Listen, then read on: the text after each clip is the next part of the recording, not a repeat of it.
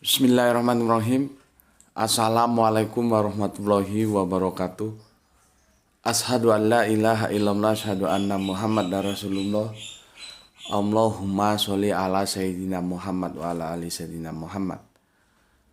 Kama sholaita ala Sayyidina Ibrahim wa ala ali Sayyidina Ibrahim. Bil alamina innaka hamidum majid.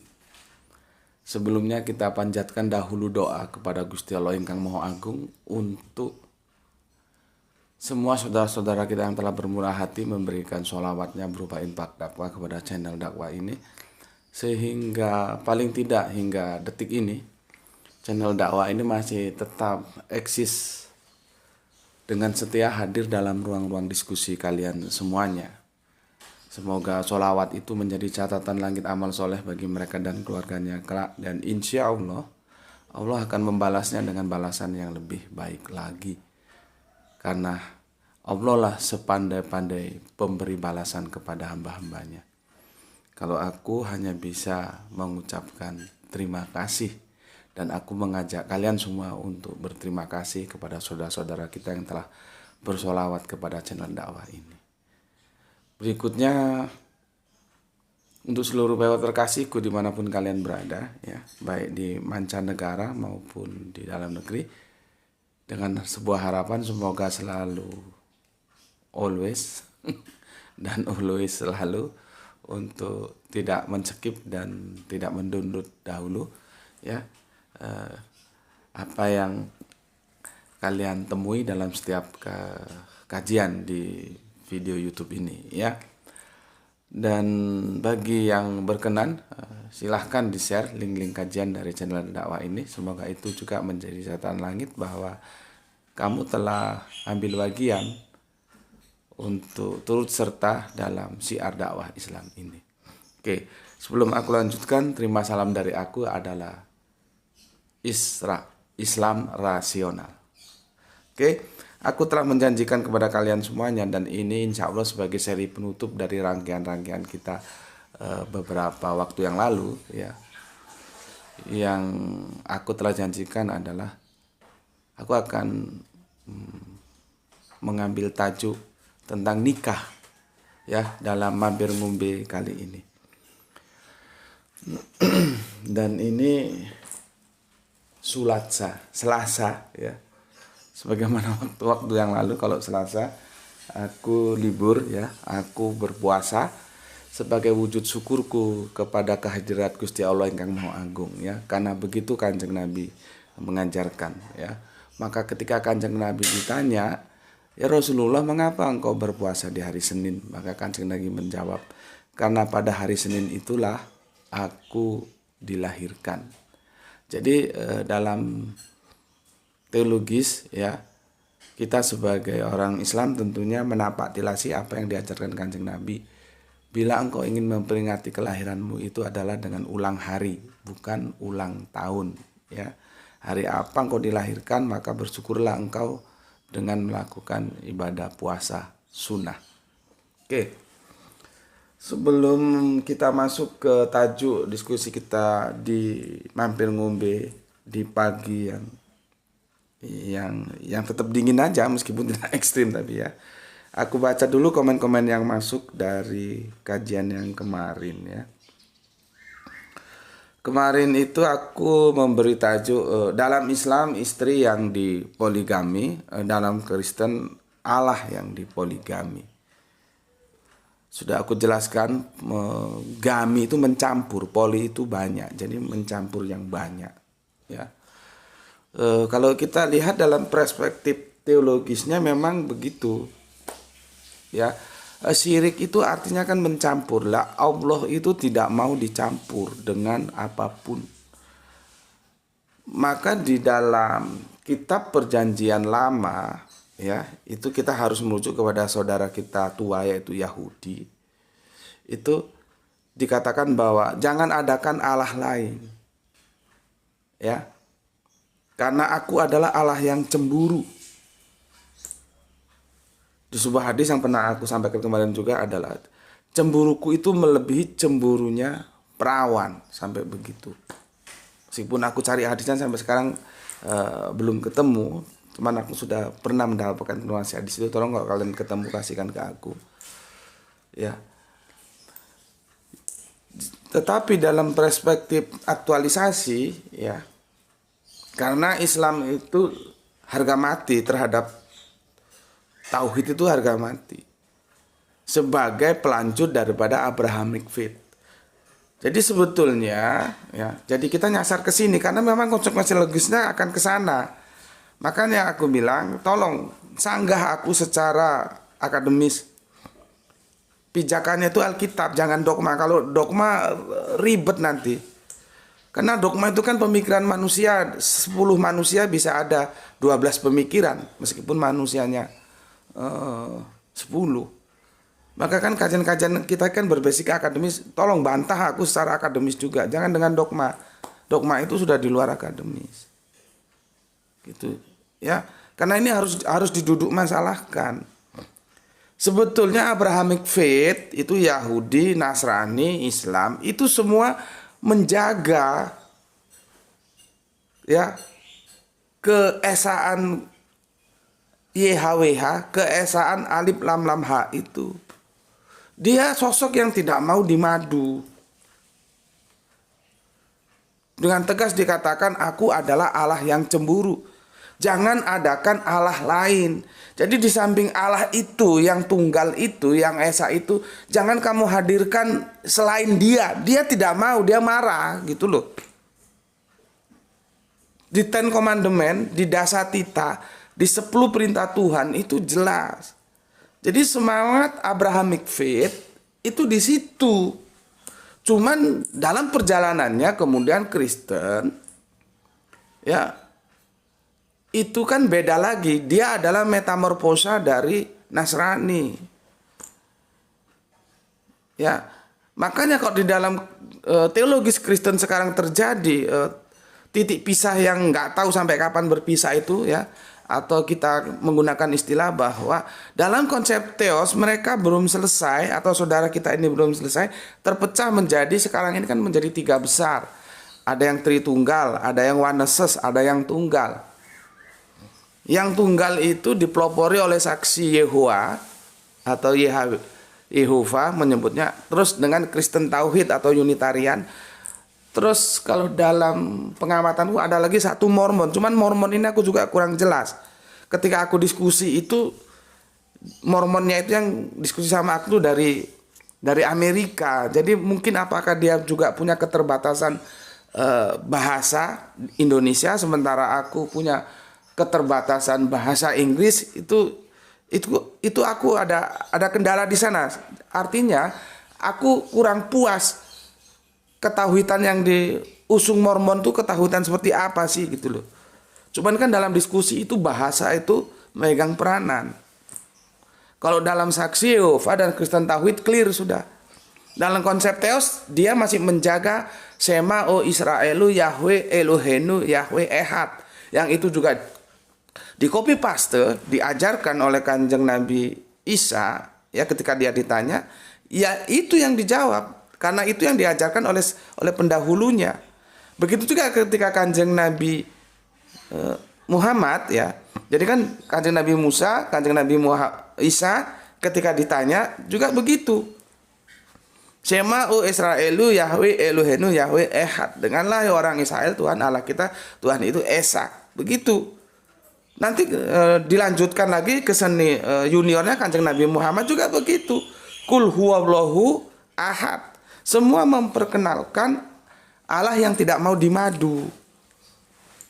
Tidak mau Allah itu dimadu, dia marah nanti sama kita. Gitu loh. Cuman di dalam kekristenan akhirnya terpecah, ada Tritunggal itu, kita konteksnya sekarang supaya gampang ke Tritunggal aja lah ya. Onesis itu juga sebetulnya masalah juga di dalamnya. Benar dia sudah tunggal, tapi yang tunggal itu siapa? Kan aku sudah bilang, konsep tauhid itu siapa dan berapa. Kesalahan ustadz-ustadz kita sekarang hanya memperkenalkan berapanya saja. Padahal tidak, itu saling mengikat berapa dan siapa. Gitu loh, ya. Nah, lahirlah sebuah konsep teologis yang diusung oleh Tertullian. Yang diawali dengan bagaimana terjadinya Konsili Nicea 325 Masehi. Itu belum Tritunggal loh ya. Itu masih Dwi Tunggal. Dari sanalah kemudian Kalkedon sehingga masuklah Roh Kudus menjadi Tritunggal seperti yang sekarang. Nah, itu dogma. Itu dogma, itu mempoligami. Makanya aku bilang kemarin Kristen dalam tanda kutip, karena tidak semua menghadirkan Bapa, tapi dia tidak menjadi satu-satunya. Ada yang lain, yaitu ada Putra, ada Roh Kudus. Padahal sudah jelas dibilang bahwa jangan ada Allah lain di hadapanku. Aku adalah Allah yang cemburu. Bapa itu cemburu dia kalau dihadirkan ada lagi yang disejajarkan dengan dia, entah itu Putra, entah itu Roh Kudus. Itu konsep poligami, itu menghadirkan yang lain di antara yang satu itu. Itu yang aku maksud. Nah, kemudian di dalam kekristenan, meskipun Calvin itu kan Calvinis, Luther ya. Itu cara pandangnya juga kan dia tidak menolak poligami, karena memang akan aku bilang kemarin ya, sebuah kebodohan lah kalau kita mengatakan bahwa poligami itu terlarang dalam Abrahamic faith. Baik perjanjian lama, perjanjian baru, dan perjanjian terakhir, tidak ada yang menolak konsep poligami. Tidak ada Allah melarang, kamu jangan poligami, tidak ada. Makanya itu sebuah kebodohan. Kalian sih kadang-kadang gimana ya, kalian nggak ngerti sih ya. Jahil itu artinya bodoh. Maka Arab jahiliyah itu Arab bodoh. Karena apa? Mereka tidak menerima hukum Allah. Mereka kafir, menutup terhadap hukum Allah. Hukum Allah di era itu dalam sebuah nama dia disebut Islam. Maka orang-orang yang di luar Islam itu orang-orang jahiliyah, orang-orang bodoh. Jadi jangan kamu anggap bodoh itu nggak bisa apa-apa, lolak-lolok. Bukan begitu. Orang Arab itu pinter dagang sudah. Mereka dagang yang ngerti lah, orang pedagang, mama pedagang goblok gimana sih. Tapi dalam konsep teologis yang dianggap jahil, dianggap bodoh itu adalah mereka yang tidak menerima hukum Allah, itu loh. Jangan bodoh, nggak bisa baca, nggak bisa tulis, bukan yang itu. Ya, ini tolong dipahami. Jadi kalau misalkan aku ngomong bodoh kamu, blon kamu, itu menapaktilasi jahiliyah itu loh. Cuman kan aku pakai bahasa kita, jadi kalian bilang, kok kasar amat sih. Padahal enggak. Coba kalau aku ganti, jahil kamu, kan kamu merasa nggak asing, merasa welcome. Padahal jahil dan bodoh itu ya sama saja, yang satu bahasa Arabian, satu bahasa kita, gitu loh. Makanya aku bilang sebuah kebodohan ini untuk siapa saja. Entah kamu, kalau Yahudi kita nggak punya teman diskusi, entah kamu Kristen, entah kamu Islam. Kalau kamu menolak poligami itu sebuah kebodohan. Karena Alkitab, karena perjanjian, kita kan agama kitab. Jadi rujukannya harus ke kitab, jangan ke dogma. Makanya aku bilang dogma itu lain cerita. Ya, maka perjanjian lama dan perjanjian baru sampai perjanjian terakhir dari Torah, kemudian Injil dan Al-Quran, tidak ada satupun aku baca. Tolong tunjukkan aku, mungkin aku bisa kelewatan waktu baca. Di mana ada larangan poligami? Tidak ada. Cuman di dalam kekristenan kontemporer akhirnya mereka tidak menerima poligami. Cuman itu pun dalam tanda kutip, karena si Luther ini beda pemikirannya. Dan dia kan tokoh dalam kekristenan. Dan dia sepertinya sama dengan aku. Tidak ada alasan yang alkitabiah bahwa poligami itu ditolak. Gitu loh. Nah, sementara di dalam perspektif saudara-saudara yang Islam juga begitu. Yang perempuan ini kan sudah aku ingatkan. Juga yang laki-laki istiqomah ini. Ikatan suami takut istri di rumah ini. Jangan tolak, itu syariat. Masalah kalian yang laki-laki atau yang perempuan belum bisa melakukan, itu hal lain. Tapi sebagai eksistensi hukum, itu harus diakui. Aku kan sudah ajarkan dahulu bagaimana gelar yang harus kita terima apabila kita menolak hukum Allah. Ada yang zolim, ada yang sampai kafir. Itu gelar-gelar yang dimiliki. Apakah kamu dapat gelar seperti itu mau? Gitu ya. Jadi aku melihatnya ini dalam satu runut roadmap Abrahamic faith. Dia tidak terpotong. Ya. Mulai dari milata Abraham sampai nanti ke Yahudi, Nasrani dan Islam. Tidak ada larangan. Bahkan Bapak Abraham sendiri melakukan poligami. Gitu ya. Jadi maksudku itu begitu. Sementara untuk yang cewek-cewek ini, yang perempuan, kamu cemburu nggak apa-apa cemburu, tapi jangan berlebihan. Hak cemburu itu Allah punya, dia tidak mau dimadu. Memangnya kamu itu Allah? Gitu loh. Mau menyamai sama Allah kamu, sehingga kamu kalau suamimu ternyata poligami, kamu anggap semuanya itu seperti langit runtuh gitu. Dapurmu goblok. Bodoh kamu, tolol. Makanya baca Al-Quran. Ya. Yang tidak mau dimadu itu hanya Allah, itu hak otoratif dia. Kamu apa mau menyamai dia? Kalau masalah sakit hati ya sudahlah, sakit hati, kecewa ya. Tapi dalam batas-batas normal, jangan sampai berlebihan. Itu maksudku. Kajian kemarin tuh intinya di situ. Karena apa? Dalam perspektif kekristenan, dalam tanda kutip, tidak semua itu bermasalah, sehingga yang dipoligami justru Allahnya. Dalam perspektif Islam juga begitu, ada suami, ada istri, ada laki, ada perempuan yang seolah-olah dia mau menafikan bahwa syariat itu ada gitu. Ya, oke, tolong dipahami. Aku sih sudah berusaha menjelaskan, menurutku jelas, tapi kalau belum jelas juga ya sudah, gimana lagi aku mau menjelaskan. Intinya apa? Aku mengajak kalian semua, sebetulnya kalau ada Yahudi, ya Nasrani, ya Islam, ayolah taat terhadap apa yang telah menjadi firman daripada Allah, ya, daripada YHWH itu. Ya. Perjanjian lama tidak melarang, perjanjian baru tidak melarang, perjanjian terakhir juga tidak melarang. Gitu. Ya, intinya kembali ke Alkitab. Kalau dogma jangan dah. Aku sudah bilang dogma itu dia bisa bikin dogma, aku juga bisa bikin dogma kok. Ya. Gitu. Oke. Semoga itu menjadi introduction di penutup kajian kita kali ini. Dan aku akan bacakan komen-komen yang masuk kemarin ya. Harapanku sih sebetulnya untuk teman-teman Kristen khususnya yang Tritunggal, cobalah kalian dalam sebuah permenungan, itu konsep itu benar atau salah sih, kembalilah ke Alkitab. Ya. Kembali, aku minta kalian berpikirlah coba. Kalau misalkan gengsi mau ke aku karena aku Islam, coba diskusi dengan teman-teman Kristen Unitarian atau Kristen Tauhid. Kalau nggak punya, aku bisa rekomen. Atau dengan teman-teman saksi Yehova. Sudah, belajar aja dulu, pelajari saja dulu, supaya kalian nggak keblangsak. Apakah itu Alkitabiah nggak? Kan aku sudah nulis itu bahwa Tritunggal hidup di dogma, tapi dia mati di logika dan dia mati juga di Alkitabiah. Gitu loh. Maka dalam sebuah kepedulianku, aku mengajak kalian, cobalah diskusikan. Ya.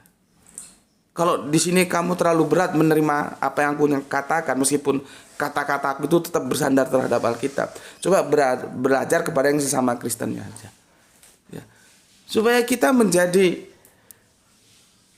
yang benar-benar tidak keluar dari konsep yang di Ten Commandment itu. Jangan adakan Allah lain. Aku adalah Allah yang cemburu, gitu loh. Ya, itu yang bisa aku pesankan. Ya. Oke, sekarang aku bacakan komen yang masuk dari yang kemarin ya. Sebentar. Ya. Bismillahirrahmanirrahim. Dari Palu, Soleha kita Gispati. Palu hadir Tuan Guru, semoga kita semua selalu dalam lindungan Allah, diberikan kesehatan yang prima dan diberikan rezeki barokah. Amin, amin ya rabbal alamin. Oke, terima kasih untuk Solehaku ya. Kemudian Kang Mas Halim Rais yang ada di Ambon. Assalamualaikum warahmatullahi wabarakatuh. Salam Islam rasional. Izin menyimak Tuan Guru. Alhamdulillah sangat luar biasa kajiannya Tuan Guru. Oke, terima kasih. Salam untuk keluarga di Ambon. Kali ini kita nggak bisa kenceng-kenceng ya, karena puasa nanti takut stamina habis di tengah jalan. Ini sudah mulai serak ini. Tapi semoga tetap bisa diterima ya suaranya ya. Ini Bapak kita, Bapak Rawanto Surbakti. Lihat, Pak Rawanto Surbakti ini sudah umur loh, ya, tapi masih mau belajar. Aku herannya kita ini yang Islam ini sudah dikasih perintah Iqra tapi belajarnya juga, aduh. Kalau dikasih yang kajian akademis sedikit aja, langsung itu minggir. Lihat aja powernya, tapi aku nggak peduli. Kalau kajiannya sudah merujuk hal-hal yang jelimet, rumit yang akademis, dia berlari dari satu ayat ke ayat, itu powernya kan langsung turun itu. Coba kalau aku isi yang tentang bombastis itu langsung datang semua. Jadi aku kadang-kadang mengajak kalian semua untuk mengadakan introspeksi ke dalam. Bagaimana umat ini akan bangkit, Islam akan kiamah kalau generasi mudanya males belajar. Ya. Ini Pak Rawanto Surbakti ini masih mau belajar ya, padahal dia bapak kita yang usianya sudah di atas kita. Masih juga mau belajar. Ya kita nyontoh yang gitu-gitu gitu loh ya. Cuman kan kalau aku perhatikan, kalau sudah masuk yang akademis, jelimet, rumit, lari dari satu ayat ke ayat, itu power turun gitu. Cuma kan aku sudah bilang, aku orang nggak bisa diatur. Tujuannya apa? Dakwah. Tujuanku menyampaikan. Masalah yang lain itu sudah bukan tanggung jawabku. Sehingga aku nanti mati, aku sudah bisa jawab. Hamba telah sampaikan lah ya Allah. Masalah mereka terima atau tidak itu sudah di luar tanggung jawabku. Gitu. Ya. Oke. Mas Subandi, ini Pak bapak kita ini ada di Sumatera nih, Tanah Karo juga ini ya. Tapi aslinya Banten sepertinya. Mas Subandi sekedar untuk pengetahuan saja, kalau sebutan akrab untuk orang kita Batak Toba, ya itu lae. Iya, karena rumpun habitatku Batak Toba ya. Sedangkan untuk Karo disebut Silih. Terima kasih Pak Rawanto Surbakti yang ada di Tanah Karo. Terima kasih Pak atas informasinya. Ya karena habitatku itu, kan aku sudah bilang, Batak itu juga terbagi-bagi nanti. Ada Toba, ada Karo, ada Simalungun. Nah, yang aku ini yang Toba ya. Toba itu belah-belahan kasar ya, seperti kalau Jawa itu Malang Surabaya gitulah ya. Kalau Simalungun tuh halus ya. Karo itu sangat halus. Jogjanya, Solonya Jawa lah gitu ya kira-kira. Jadi lain budayanya sudah lain-lain, antropologis budayanya lain-lain ya. Kalau keluarga aku ada yang dari Purba, jadi namanya Mantak Purba ya, itu Simalungun itu ya. Makanya aku bisanya yang di Toba, bukan yang Karo ya. Terima kasih untuk Pak Rawanto Surbakti atas konfirmasinya ya. Oke. Semoga sehat selalu ya melalui masa tua yang berbahagia. Oke, tentunya selalu dalam hukum Allah. Oke, terima kasih. Kemudian untuk Murniati 2021, mungkin Mbak ini ya. Poligami bukanlah kewajiban bagi laki-laki, tetapi itu adalah pilihan atau solusi. Good, pintar kamu. Mau dilakukan atau tidak itu terserah Anda. Oke, sip. Yang penting jangan dibenci karena itu aturan Allah. Nah, ini intinya. Itu hukum Allah. Ya. Masalah kamu belum siap ya bilang aja aku belum siap. Tapi sebagai eksistensi hukum tidak boleh dinafikan. Gitu loh. Tapi kalau ini kita tarik ke dalam kekristenan, nanti akan jelimet lagi kalau kita masuk ke Katolik, bukan yang Protestan. Justru di sana rabi-rabinya tidak menikah. Itu nanti kajiannya masuk lagi ke teks-teks yang rumit gitu loh. Ya, tapi sementara jangan ke sana dulu. Ini dulu dipahami bahwa seperti katanya Mbak Murniati tadi itu, bahwa poligami itu adalah sebuah hukum yang eksistensinya harus diakui. Masalah kita mau melakukan atau tidak itu pilihan. Tapi pengakuan atas eksistensi hukum itu bukan pilihan, keharusan gitulah ya. Oke, bagi yang belum jelas silakan diskusi dengan 2021 Murniati. Sayang dia nggak sebut dari mana asalnya. Terima kasih Gus atas penjelasannya Tuan Guru. Terima kasih juga atasmu yang sudah paham dan bagikan yang kamu pahami kepada yang lain. Ya. Kemudian TS Banja, Tasikmalaya hadir Gus, salam akal sehat. Oke, salam akal sehat, salam rasional juga untukmu ya. Kang Mas kita dari Jogja, Mas EM ya. Ini panjang sekali ya, tapi bagus-bagus saja. Terserah nanti didiskusikan tentang bagaimana perjanjian-perjanjian waktu mau menikah ya. Dan kebetulan kita sekarang bahas menikah ya. Terima kasih untuk Mas Edi Margono yang ada di Jogja. Salam untuk keluarga di Jogja. Nah ini untuk Silih Arlison Ginting MTH ya, Master Teologi. Ini adalah bapak dosen kita. Salam sehat untuk semua keluarga yang ada di Tanah Karo ya. Kita doakan semoga Pak dosen kita Silih Arlison Ginting Master Teologi bisa menjadi doktor, kemudian profesor, kemudian nyalon rektor. Jadi kan kita senang kalau ada saudara kita yang sukses dalam akademisnya ya. Terima kasih Silih Arlison ya yang ada di Tanah Karo. Nah ini jelimet juga ini. Sesepuh kita Abdul Qadir Pamekasan ya, bukan Abdul Qadir Jailani. Jailani itu ada di Irak sana. Jadi Bapak Abdul Qadir yang ada di Pamekasan itu dia masuk ke hal-hal yang teknis.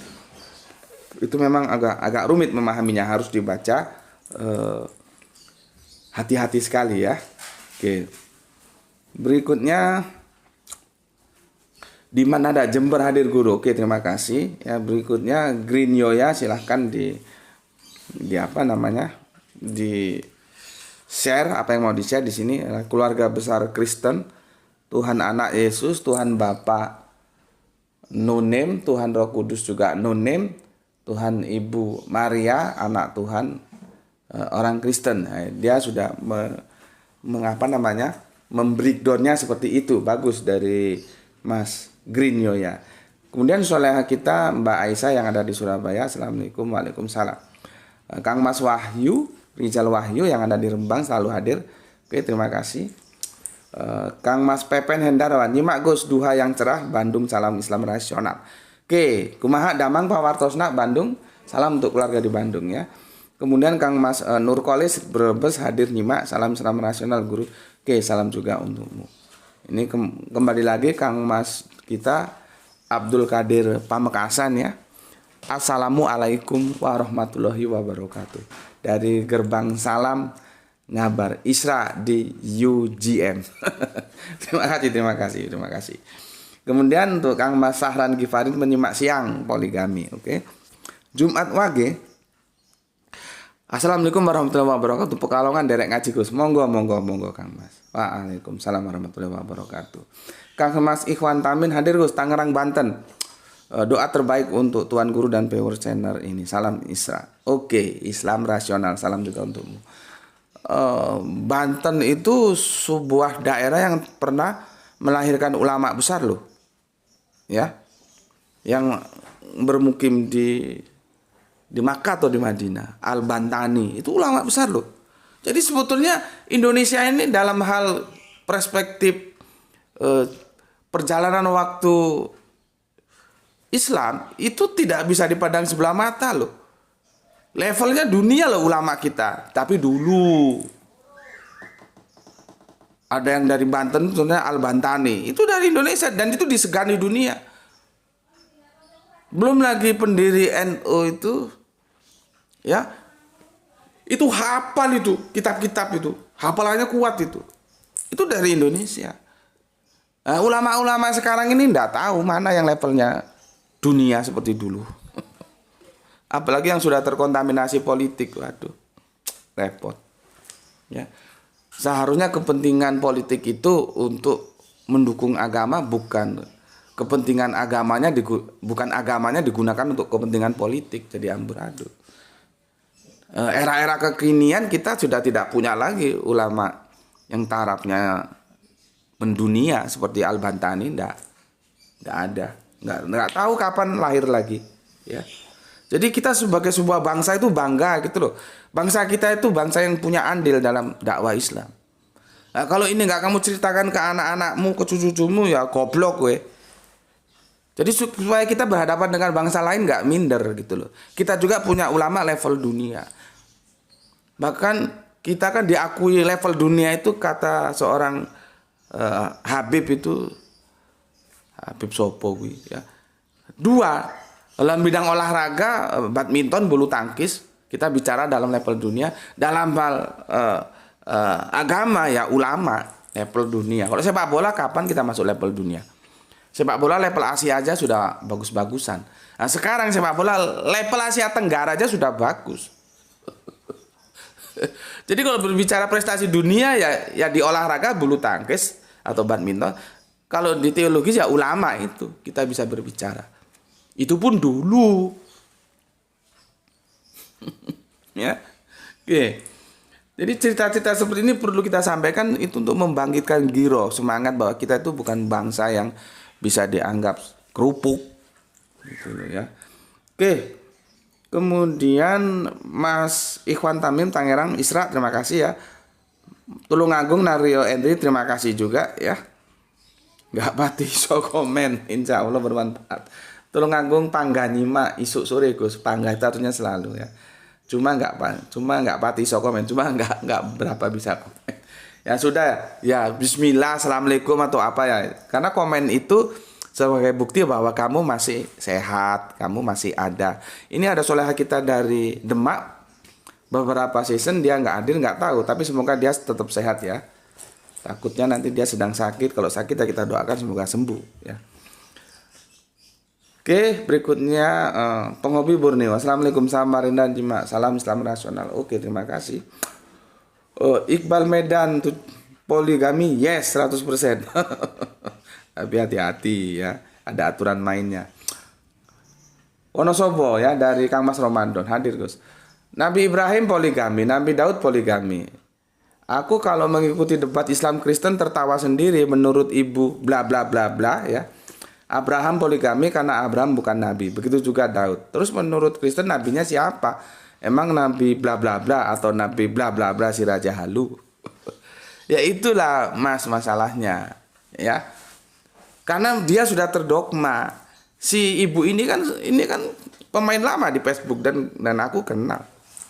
Kenal maksudnya tahu lah, dia juga tahu aku tahu dia gitu.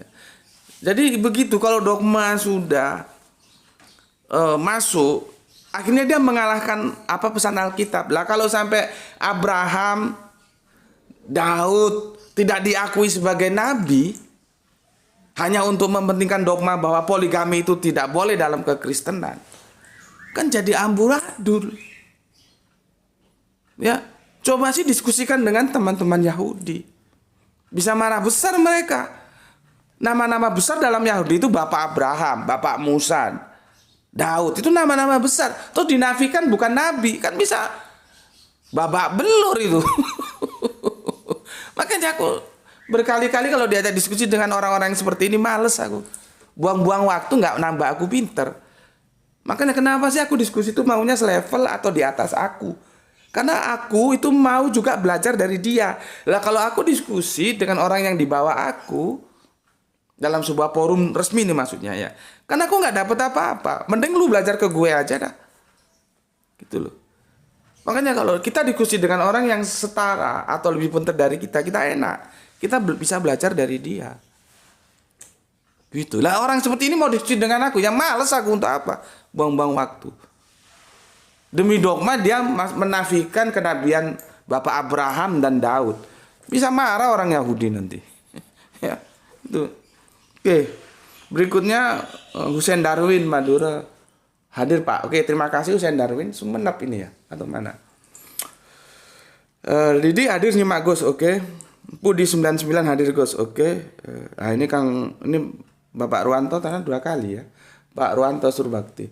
Mas Subandi, apakah terkena hukuman laki-laki yang berminat tidak berpoligami? Pastinya hukum Islam lah. Tidak Pak.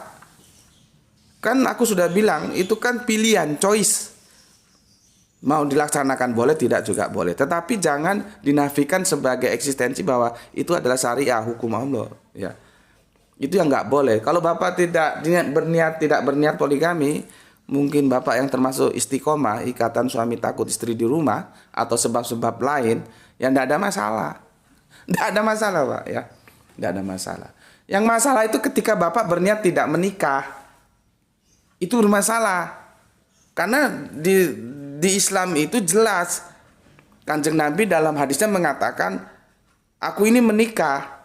Nah kalau umatnya Kanjeng Nabi ya menikah, gitu loh. Kita tidak punya konsep.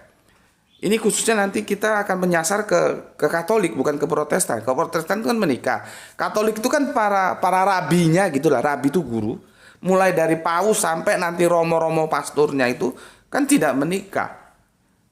Nah, itu kalau kita cari alasan Alkitabiahnya juga nggak ada di Alkitabiah larangan tidak menikah apabila kamu jadi rabi. Itu ndak ono.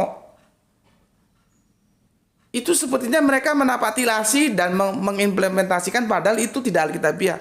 Taruhlah Paulus. Paulus itu setahuku dia bukan tidak menikah loh ya. Cuman dia duda. Bukan tidak menikah. Dia duda. Yesus menikah dan videonya sudah ada. Cuma kan mereka memposisikan Yesus tidak menikah. Karena apa? Berabe nanti kalau Yesus menikah. Nanti ada Tuhan Allah anak, nanti ada Allah cucu, nanti ada Allah cicit. Allah jadi menjalar kemana-mana, makin berabe lagi. Itulah yang gue bilang, dogma itu akan menjadi belenggu. Pokoknya taat terhadap Alkitab saja gitu loh. Jadi gitu Pak ya. Bapak tidak apa-apa, tidak berniat poligami. Yang jadi masalah ketika Bapak tidak berniat menikah, karena itu bagian sunnah. Ya, oke, aku kira itulah. Nanti kalau kita jawab tentang bagaimana dalam kekatolikan, bukan Protestan ya, beda lagi toh. Nah, tidak menikah itu sebetulnya bagaimana itu?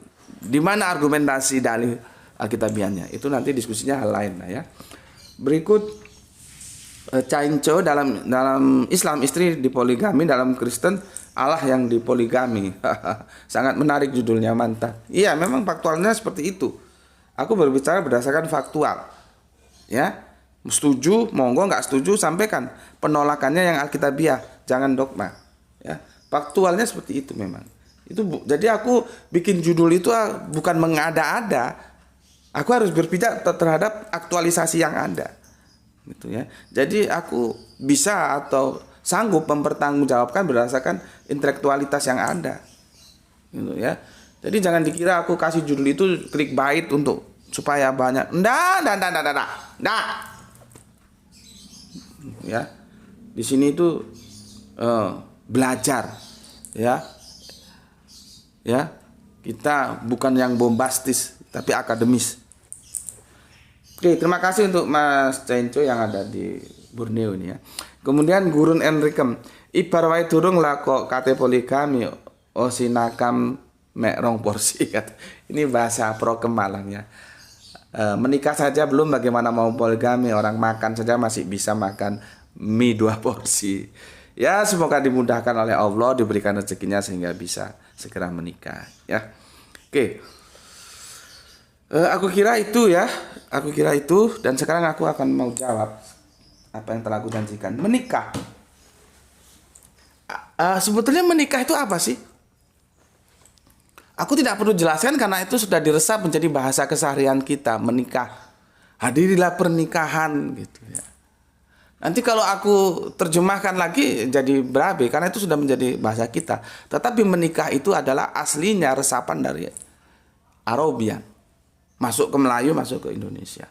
Cuman kalau terminologinya gampangnya adalah di mana laki dan perempuan itu mengikat janji dalam suatu akad nikah, akad ikat dalam satu ikatan perjanjian hidup dalam satu rumah tangga. Gampangannya sih begitu ya. Tapi kalian sudah tahu lah itu ya, masa harus aku ajari. Jadi kita pakai istilah menikah. Apa sih menikah itu? Ya. Apa sih menikah itu? Nah, setelah aku diajari oleh guru Al-Quranku ya, oleh almarhum Gus Panani, menikah itu tidak sesederhana yang kita pikirkan loh ya. Tidak begitu. Biasanya orang gampang menikah itu adalah sebuah proses menghalalkan yang dahulunya haram gitu ya. Tahulah ya apa yang aku maksud, yang dulunya haram setelah qabil tu nikah menjadi halal. Itu nggak usah aku breakdown, kalian tahu lah. Biasanya kan begitu. Sebetulnya tidak sesederhana itu. Ya. Maka untuk ke sana aku jelaskan dulu penjelasan Qur'aninya ya. Itu ada di surat 4, surat An-Nisa ayat yang 34. Ya, ini panjang banget, maka aku ambil yang sedang kita bidik saja lah ya. Kan aku sudah jelaskan. Dalam sebuah ayat itu biasanya ada side effect, dia menjelaskan beberapa informasi. Bisa begitu. Maka kita ambil informasi yang sedang kita diskusikan aja lah ya. Begini, arijalu qauma ala nisa. Ya, nanti kalau lengkapnya kamu baca sendiri ya. Jadi lelaki itu pemimpin dari perempuan. Ya. Meskipun ini nanti di breakdown lagi dan aku berbeda pendapat Mas Ian, tapi kan belum tuntas selesainya dengan almarhum guru Al-Qur'anku Gus Husnul Hadi. Kalau yang tadi dengan almarhum guru Al-Qur'anku Gus Banani. Gus Husnul Hadi memahami ayat ini sepertinya aku dan dia itu belum ada titik temu. Gitu ya, belum ada titik temu. Tapi sesuatu yang aku sampaikan dari hadis ini bahwa laki-laki itu pemimpinnya wanita. Itu pegang dulu ya. Nah, sekarang yang dimaksud yang aku diskusikan sama almarhum Gus Husnul ya. Pemimpin dalam domain mana? Itu jadi masalah. Diskusinya panjang. Makanya era tahun 8, makanya gitu ya. Diskusi kita itu nanti kemana-mana loh ya. Makanya aku nggak bisa langsung strike, dia harus singular, berputar-putar. Akhirnya kita masuk ke ranah politik. Meskipun awalnya memang dari politik, karena kan tata kelola negara itu politik, bahwa undang-undang sekarang itu mewajibkan seorang suami harus izin terhadap istri pertamanya ketika akan berpoligami, kan? Politik. Dan ini juga akhirnya merambat ke politik. Era tahun 80-an ke bawah, 80, 70, 60, kita tidak menerima presiden itu perempuan loh. Tidak menerima. Era itu kita terima setelah 90 sekian, dan kita pernah dalam sejarah kita, meskipun itu bukan presiden terpilih tapi presiden melanjutkan, kita dipimpin oleh seorang pemimpin wanita. Makanya dalam polemik yang aku baca ketika seorang peneliti mengatakan bahwa Majapahit itu adalah kerajaan Islam, itu dibantah oleh seorang penulis yang juga piawi juga. Dia menyindir. Tapi sepertinya dia tidak paham fikih. Dia menyindir begini, bahwa bagaimana mau dikatakan Islam, tapi sindirannya bagus itu, pakai satir dia ya. Bagaimana Majapahit mau dikatakan Islam, sedangkan dia pernah dipimpin oleh seorang ratu, artinya dipimpin oleh seorang cewek, seorang perempuan, seorang wanita. Siapa itu ya? Tribuana Tunggadewi atau siapa itu? Yang itu tertolak dalam Islam. Artinya apa? Tidak mungkin lah Majapahit itu Islam, orang pemimpinnya juga wanita, atau dia juga pernah dipimpin dalam wanita. Sementara dalam perspektif Islam, wanita itu tidak boleh jadi pemimpin. Nah, masalahnya berabe lagi karena ini masuk ke fikih. Makanya memimpin dalam domain apa? Domain rumah tangga, domain negara, domain beribadah, sholat. Boleh nggak laki-laki dipimpin wanita kalau sholat? Jadi imamnya boleh nggak perempuan? Nah, ini diskusi-diskusi yang menarik sebetulnya. Dan ini kita harus paham fikih. Kalau nggak bisa amburadul. Nah, si penulis Majapahit yang membantah kalau Majapahit itu kerajaan Islam dengan menggunakan argumentasi bahwa pernah dipimpin oleh wanita, itu juga belum selesai karena dia tidak tahu bahwa terjadi debat tebal apakah dalam konsep negara, ya, dalam konsep kerajaan, dalam konsep berbangsa, boleh nggak perempuan itu menjadi pemimpin? Itu masih debatable. Sementara yang kita masih sepakat saat ini, dalam rumah tangga itu laki-laki itu pemimpin. Makanya kamu jangan menjadi laki-laki yang istiqomah. Ikatan suami takut istri di rumah. Pemimpin kok takut sama istri itu, kepalamu taruh mana? Buang aja. Goblok gue. Laki-laki itu powerful memimpin, tapi harus dengan hukum Allah, jangan semenang-menang. Gitu loh. Ya. Nah, baru dalam sholat juga begitu. Kita tidak pernah, meskipun ada di Amerika si Aminah Wadud itu gendeng itu. Sholat kok jadi imam kok perempuan. Nggak boleh, laki-laki. Ya. Begitu juga dalam konsep negara. Dalam konsep negara ini terjadi debat tebal. Itu yang aku diskusikan dengan almarhum guruku, almarhum Gus Gusnul Hadi, semoga Allah selalu merahmatinya dalam tidur panjangnya. Jadi kami belum ada titik temu, masih belum selesai diskusinya di situ, ya. Tapi yang jelas di surat An-Nisa 34 bahwa arijalu qaumuna 'alan nisa. Laki-laki itu dia tangguh, dia kuat, ya, maka dia menjadi pemimpinnya wanita, melindungi wanita, begitu loh ya. Oke. Ya, surat 4, surat An-Nisa 34. Nah, sekarang aku dapat pengetahuan dari, kalau tadi dari Gus Gusnul Hadi, sekarang dari Gus Panani yang juga almarhum, semoga Allah merahmati dalam tidur panjangnya. Nikah itu sebetulnya apa? Ini yang perlu aku sampaikan supaya kalian mengerti. Setelah itu aku baru jelas, oh begitu ya. Ternyata nikah itu adalah serah jabatan. Begitu loh, serah jabatan. Kalau kita seperti pegawai negeri ada sebuah jabatan dari si A diserahkan kepada si B. Jadi ketika seorang laki-laki dan seorang laki-laki, ada dua laki-laki, laki-laki sebagai bapaknya perempuan dan laki-laki yang akan menjadi suaminya perempuan, itu terjadi transaksi serah jabatan. Nikah itu sebetulnya di situ. Ya.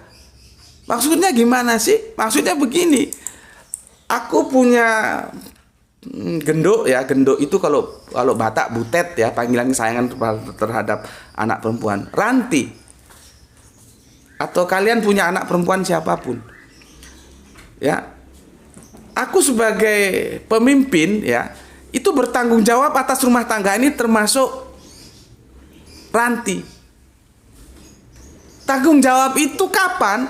Sampai dia menikah. Ketika dia sudah dinikahi lewat qabil tu nikaha itu, tanggung jawabku lepas, beralih ke suaminya. Makanya kan aku bilang tadi, qabil tu nikaha itu sebetulnya peralihan tanggung jawab dari seorang laki-laki sebagai bapak kepada seorang laki-laki sebagai suami. Jadi kalau kamu punya anak perempuan, ketika sudah qabil tu nikah, tugasmu laki-laki ya, itu sudah beralih terhadap anakmu itu tanggung jawabnya ada di pada suami. Nanti suami yang akan dituntut. Bagaimana dia memimpin anaknya, memimpin istrinya dalam ketaatan kepada Allah. Gitu. Ya. Ini gerah itu sebetulnya aku ingin memperluas lagi, mengeksplor lagi, tapi kalau ada yang kurang jelas silakan tanyakan di kolom komentar aja lah ya. Gerah itu sudah berangkat sekolah, aku closing saja. Jadi intinya pernikahan itu adalah peralihan tanggung jawab dari satu laki-laki sebagai bapak kepada satu laki-laki sebagai suami dari seorang wanita. Ya, jadi kalau aku menikahkan putriku, tanggung jawabku beralih ke suaminya. Tanggung jawab apa? Yang paling utama ada tanggung jawab bagaimana ketaatan terhadap hukum Allah. Jadi nggak sama. Makanya jangan sedikit ngomong emansipasi, nggak bisa. Dalam Islam itu ada yang boleh diemansipasi, ada yang tidak. Menuntut ilmu itu emansipasi. Laki perempuan terserah saja sama, berlomba-lomba. Tapi dalam kepemimpinan tidak bisa. Karena laki-laki ini adalah pemimpinnya perempuan. Jadi perempuan itu yang dipimpin, gitu loh. Itu aturan dalam agama kita. Ya, oke. Semoga ini bisa dipahami. Ya, makanya laki-laki itu bertanggung jawab. Nanti di akhirat ditanya, bagaimana lu ngurus rumah tangga lu? Kenapa kok akhirnya ada yang murtad? Kenapa akhirnya tidak taat terhadap hukum Allah? Itu resikonya di laki-laki. Perempuan nggak ditanyai itu. Perempuan nggak ditanya, istri-istri kita nggak ditanyai. Tanggung jawabnya di kita nanti laki-laki. Makanya hati-hati. Ya. Jadi qabil tu nikah itu peralihan tanggung jawab dari seorang laki-laki sebagai bapak kepada seorang laki-laki sebagai suami dari seorang wanita. Ya, itu ya. Oke, semoga bermanfaat. Bismillahirrahmanirrahim. Ya, jaga akidahmu ya, tapi tetap hormati apabila saudara lain kita memilih jalan yang lain. Jalan ini adalah jalan yang kita pilih. Allah, Kanjeng Nabi, Al-Quran, Islam menjadi milik kita yang paling dalam, kita simpan untuk bekal mati nanti. Tetapi hormati saudara kita yang memilih jalan lain. Oke, semoga mendapatkan rezeki yang barokah ya. Rezekinya barokah, kesehatannya prima sehingga kita bisa ngaji lagi. Oke, bismillahirrahmanirrahim. Alhamdulillahirabbil alamin.